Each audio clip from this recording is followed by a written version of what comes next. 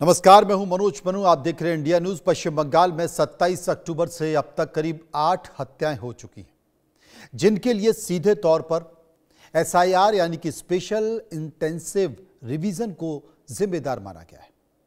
TMC का दावा है कि इन सभी 8 लोगों ने एसआईआर के डर से आत्महत्या कर ली है।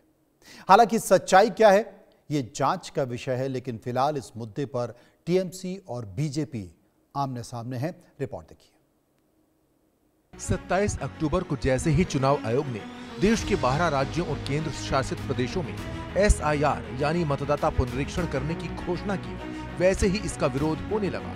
तमाम राज्य इसका विरोध कर रहे हैं, तो पश्चिम बंगाल में होने वाली आत्महत्याओं को सीधे तौर पर एसआईआर से जोड़ा जा रहा है। चुनाव आयोग के ऐलान के 24 घंटे भी नहीं बीते थे कि पश्चिम बंगाल में कोलकाता के पास पानीहाटी के रहने वाले 57 साल के प्रदीप कर ने अपनी जान दे दी। मौत के बाद बताया गया कि प्रदीप कर ने एसआईआर के डर से अपनी जान दी। दावा यह भी किया गया कि उसने सुसाइड नोट में एनआरसी को अपनी मौत का जिम्मेदार बताया था।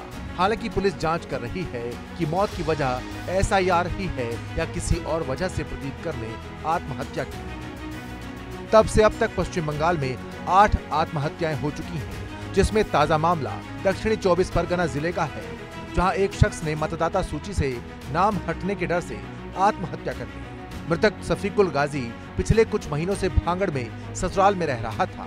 परिजनों ने बताया कि वो एसआईआर यानी स्पेशल इंटेंसिव रिवीजन से घबरा रहा था।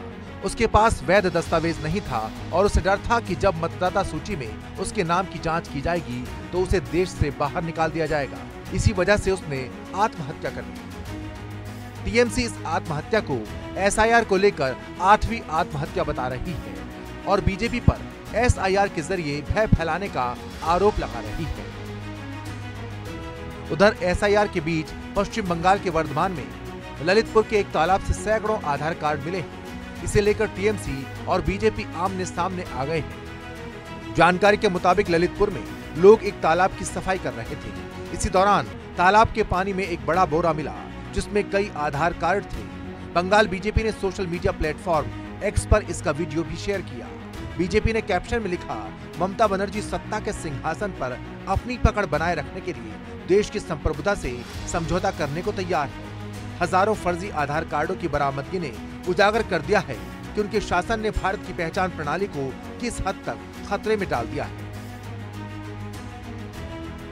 जहां चुनाव आयोग एसआईआर के जरिए मतदाता सूचियों को दुरुस्त करने की कोशिश कर रहा है, तो वहीं पश्चिम बंगाल में मतुआ समुदाय बांग्लादेश से आए सभी शरणार्थियों को बिना शर्त नागरिकता देने की मांग पर अड़ा है। मतुआ समुदाय ठाकुर नगर में अनिश्चितकालीन भूख हड़ताल पर है, जिसकी अगुवाई टीएमसी सांसद ममता बाला ठाकुर कर रही है।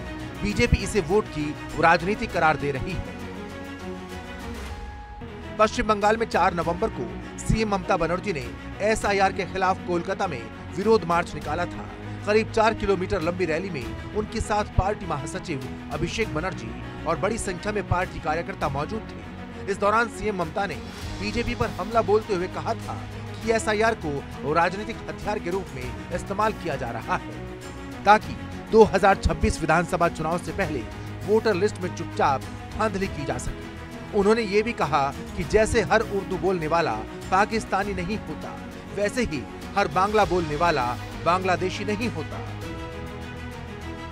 ममता दीदी चाहे कुछ भी कहें या बीजेपी भी कितने आरोप लगाए, लेकिन आत्महत्याएं किस वजह से हुई, ये बड़ा सवाल है। क्या सचमुच आत्महत्याएं एसआईआर के डर से की गई या फिर इनके पीछे की वजह कुछ और है?